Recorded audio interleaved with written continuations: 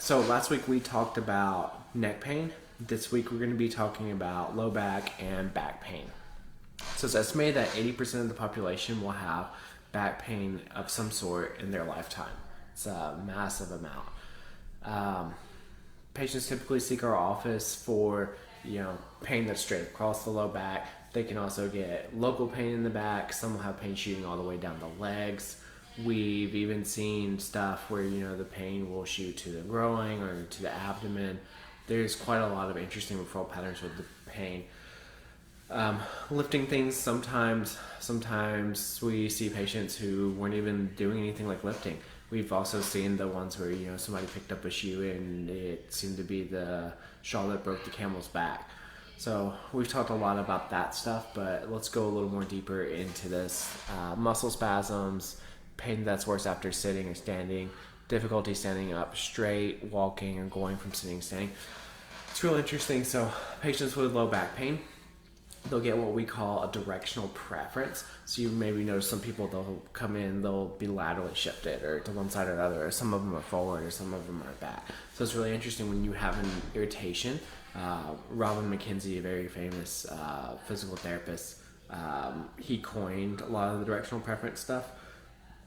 But it's real fascinating. He called those like derangement type issues. So the body at that point, it's wanting to go a certain way. And with it being a new type derangement, you actually want to listen to the body and go the way that it is. Now it's really interesting because you can have a directional preference and it not be involving a derangement where you actually want to send them into the opposite way. And that deals more with like postural or things that have been there for a little bit longer, where you actually want to gently work into the pain. And us, we work in with the nervous system and people's perceptions and stuff like that. But it's real interesting with that. You should treat treatment for your low back from a chiropractor, physical therapist, physiatrist, osteopath, anybody that's doing hands-on, conservative functional medicine.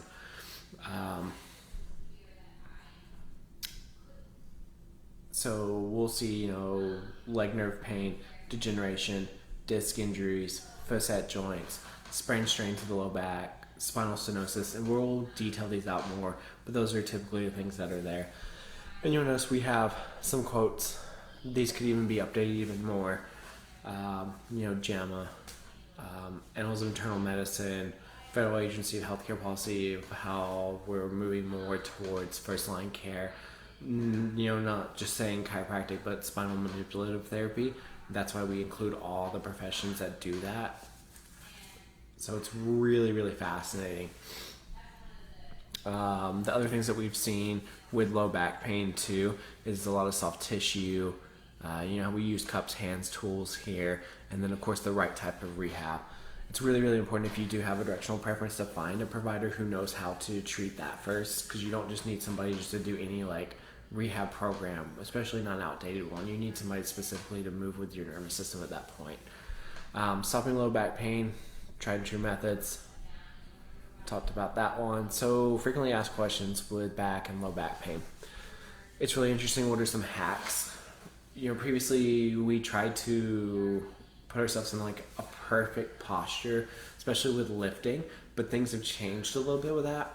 We do have studies now comparing people who lifted boxes with a flex back versus an extended back. If you follow any of the stuff, the extended back is the position that people are always looking at as the ideal. And so what I mean by that is when you go to lift something, they want you to have this nice straight back. Well, what happens when you have somebody like me who actually lifts better with a little bit of a round?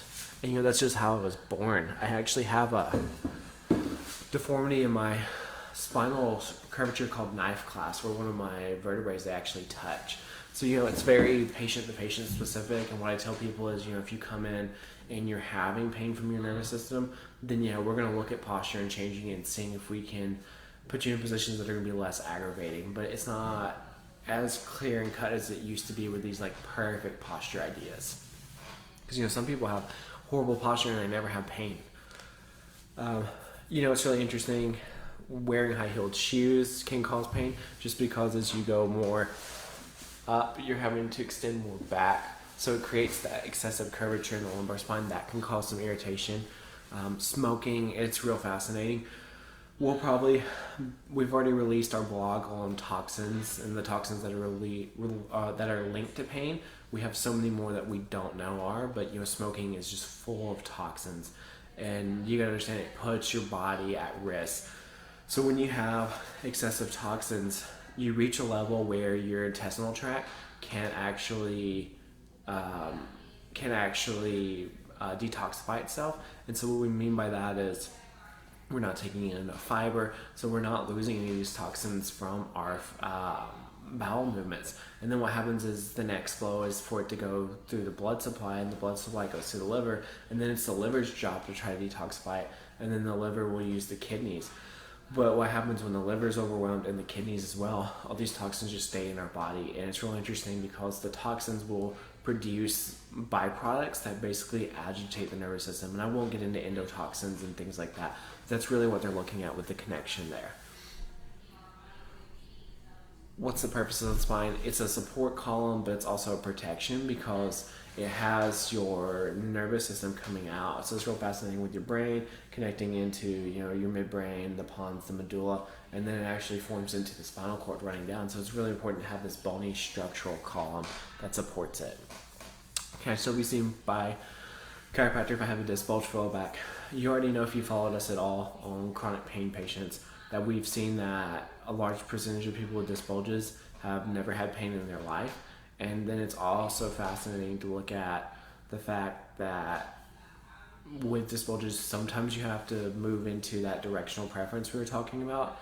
And then, other times, just general type of care may be enough. But it's real fascinating with that. Chiropractic has shown huge success levels with that one. About 80-90% is what we say. Question, is my nerve pain down my leg sciatica? We get this one all the time. So sciatica actually describes nerve pain down the back of the leg. And it will, as you get down to the foot, it can also curve depending on which part of the fibula or the tibial nerves it follows. Now the other fascinating thing is you can get growing pain, and that's more of an obturator, or obturatica if you want to call it like that. So just think about it. I know that's not a real word, but it's a fun one. You can also get femorica. You can get in the front of the thigh and a little bit to the right, kind of on the outer thigh. So you can get radiation and traveling down the leg and it not be sciatica. What low back conditions cause you to get nerve pain in the thighs, legs, and feet? So we always think about the disc bulge right off the bat. What's really interesting too, you can also have piriformis syndrome, but you can also have other muscles like glute med that you can actually push on, and they'll create a shooting down the leg. So all the butt muscles that are underneath your glute max fibers, all those small ones, the gemelli, the obturator externus, piriformis, all of those can have these unique referral patterns down the legs. Spinal stenosis is another one. We'll get into that a little bit more. And it's real fascinating because degenerative joint disease can lead to degenerative disc disease, so that can also create that radiation as well. So degenerative joint disease, this is your wear and tear, your OA, your osteoarthritis.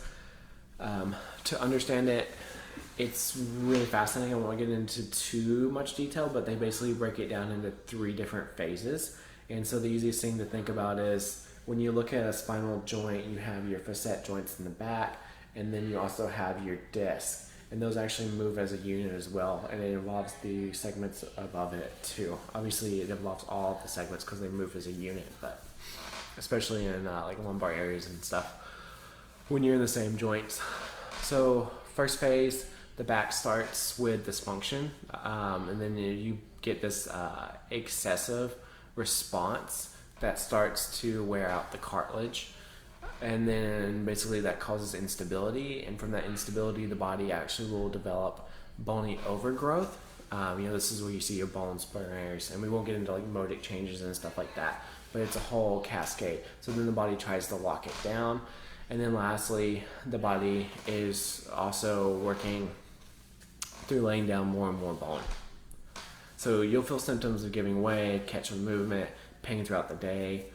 Over time, the symptoms are pain of decreasing severity with more constant nature, muscle tenderness, So there's quite a lot of symptoms, but remember, just because you have that doesn't mean that you have to have pain. We always clinically correlate what we have there. We always got to give a good trial of not just chiropractic, but when chiropractic and physical therapy and physiatry and osteopath is not working, then you have to start considering, is there something on the labs that we're missing? Is it a vitamin deficiency?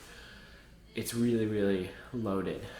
Is it a psychological thing? So remember, just because you have it, it's more like wrinkles. It's more about normal wear and tear of the body, but we can have some people present with it. So sprain strains, so ligaments and muscle tears, whiplash type stuff is commonly thought of in the neck, but you could technically get a low back whiplash too. Spinal stenosis, so it's really interesting. You have spinal, but you also have foraminal stenosis, so it's interesting to look at. So basically, when you look at your spine model, your spinal canal where your spinal cord sits, basically that can become narrowed, and that's canal stenosis. Now foraminal is where the spinal cord is sitting in that canal, and then you have little offshoot fibers that come out. Now it can get narrowed in there too. So obviously you can get that shooting pain down the legs. These are really unique, but we're actually seeing more and more things. There was a chiropractor who developed chiropractic spinal stenosis boot camps for the neck. I believe they're also working on them for the low back as well, but it's exercise and movement and the right type of stuff. So it's quite fascinating. So we've already talked about a lot of the services that we offer to get people better. There's just some reviews on there as well. So there's a lot going on with low back pain. It doesn't have to be debilitating for you though. There's a lot of answers and a lot that we can do from a conservative side. And then once the conservative side, is typically very successful. But those small percentages, those 1 to 5% where we need to go and get more labs, and the other ones that we need to refer orthopedically or psychologically. So there's a lot more hope with it. Alright guys, I hope that was helpful. This is low back stuff, and we'll try to post a video with stretches as well. Alright, thank you. Take care.